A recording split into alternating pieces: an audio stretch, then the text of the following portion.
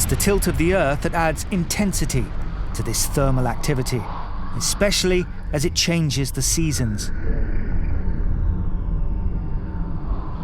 In springtime, up and down the American Midwest, there's a regional phenomenon that demonstrates the thermal process in a dramatic way. Spring brings warm, wet air masses from the south, creating the perfect conditions for one of the planet's most severe weather events. It's why this part of the Midwest is called Tornado Alley.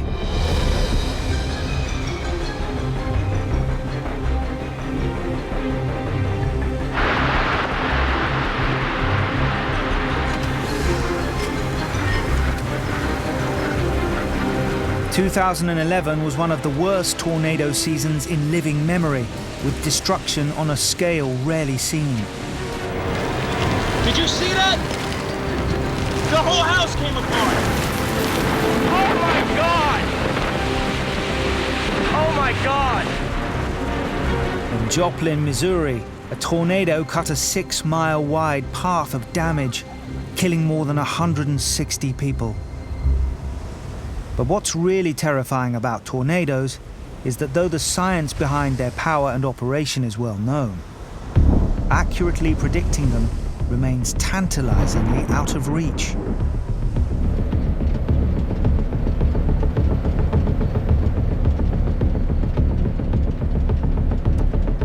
Josh Werman is an atmospheric scientist. He and his team from the Center for Severe Weather Research in Colorado are investigating how thunderstorms produce tornadoes. Tornadoes depend on the transition of seasons. We need summery conditions at the surface, a lot of warmth and humidity that give us energy for thunderstorms, but then we still need a wintertime jet stream. We still need the strong jet stream, which is caused by the contrast of tropical temperatures and the still cold Arctic. So we need that combination of conditions, which only really exists during the transition season of spring.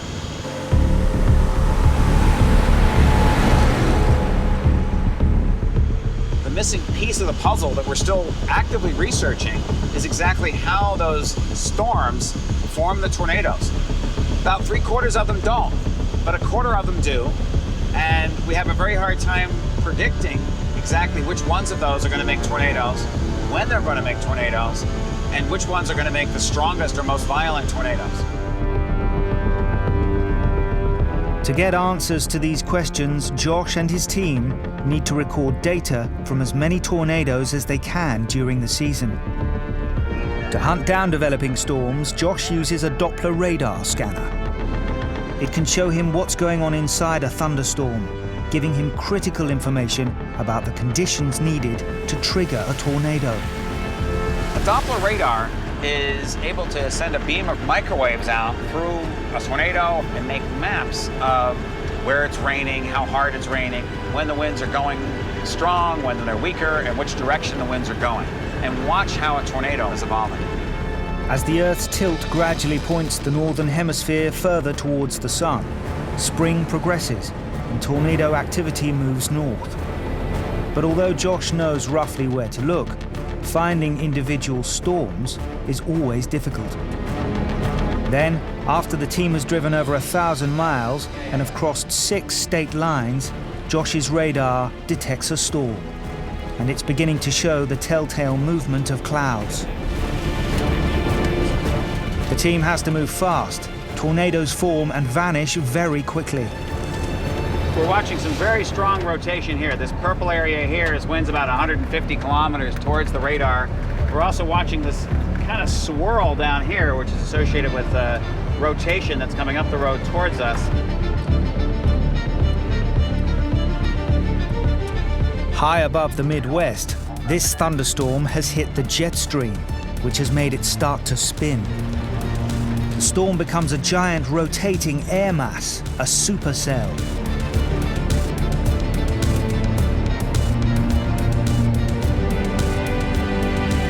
Well, right now we're intercepting a supercell that has probably made some small, short-lived tornadoes. Going out ahead, this big dark area is the core, So we're basically going to penetrate through the core and see what's interesting. Yeah, right now we're kind of right in the center of a coiled part of this.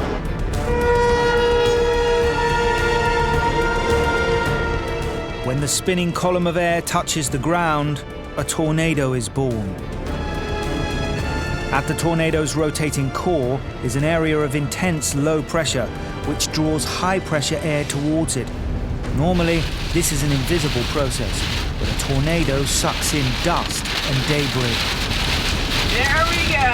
That's what it's about. Yeah. She is. Beauty. That's a beauty. Those behind me, sudden stop. Be careful, be careful. This is what all the effort has been for. A huge tornado less than a mile ahead. It's one of the most dramatic consequences of the Earth's tilt, of what can happen in the northern hemisphere when spring collides with winter. In this case, the Earth's tilt has given birth to an F3 rated tornado with winds traveling at up to 200 miles per hour.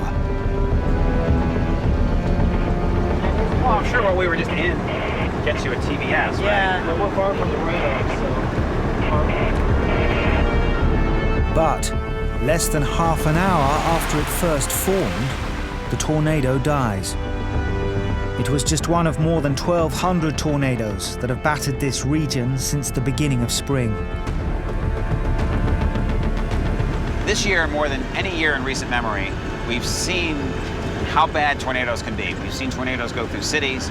We've had over 500 people killed so far. If we can increase the accuracy of warnings, then people may have time to get to better shelter.